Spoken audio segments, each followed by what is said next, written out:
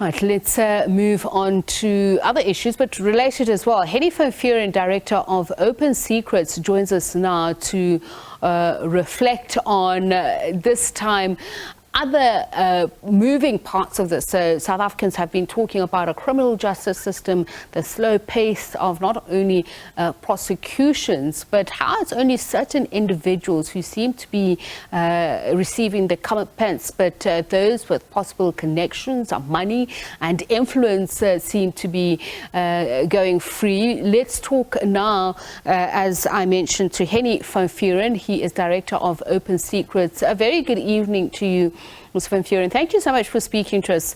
Now, you have said in relation to the Guptas, the plan to extradite them, that was doomed to fail from the onset. So I'm just wondering, how should we then view the UAE invitation for South Africa to resubmit its application for extradition of the Gupta brothers, particularly if they say, well, you know, you really didn't measure up in terms of the strict standards of the legal documentation that was required?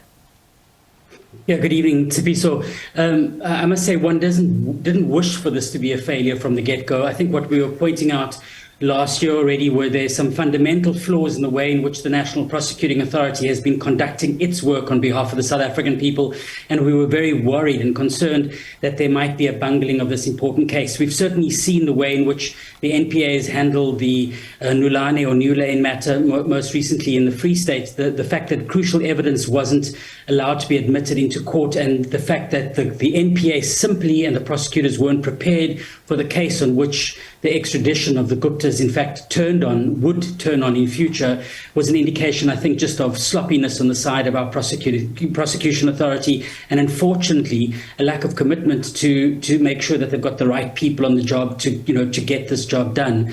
I think our concern has been right throughout that last year already, when a decision was made to drop some of the top advocates who had been appointed. We know that the NPA brought in new counsel to deal with this matter, who were then Anton Katz, who was then flown, from what we know, to the UAE.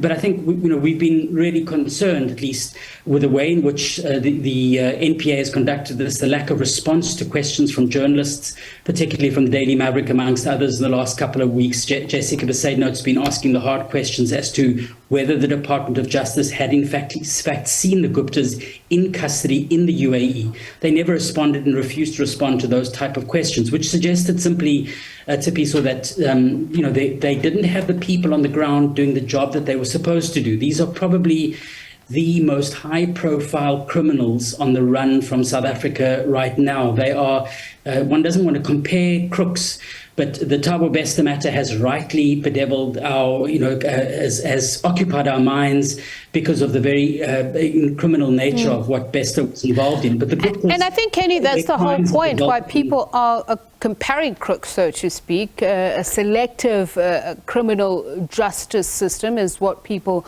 are saying. Senzo Muiwa is obviously a name that often comes up year in, year out, day out, to say why are some cases quickly to resolve and others not. But I just want to look at this particular case. The UAE, for instance, saying that South Africa's two extradition applications for fraud and corruption didn't contain the necessary copy of the current arrest warrant as required by that country.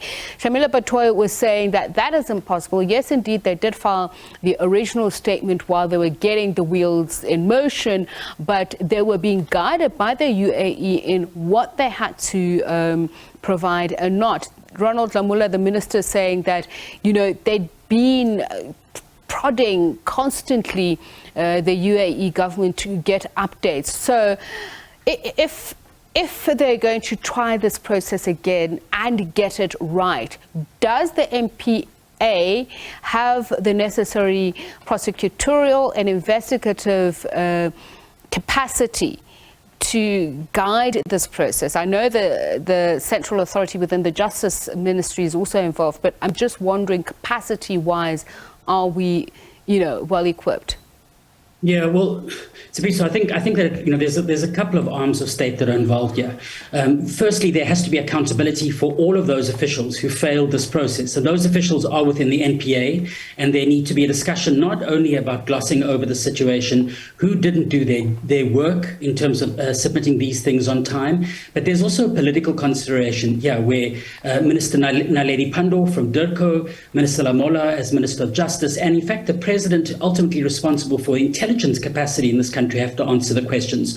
Why were South Africa's intelligence officials not active in the UAE monitoring the Guptas on a daily basis? That's why we invest in a foreign intelligence service. These are individuals who pose a direct threat to democracy in a country like South Africa and were involved in undermining the process of democracy and destroying state institutions. Where was DIRCO and why were consular officials not at the Dubai authorities on a daily basis? Okay, Hennie van Vuuren, I'm afraid we do have to cut you short. I do apologize for this.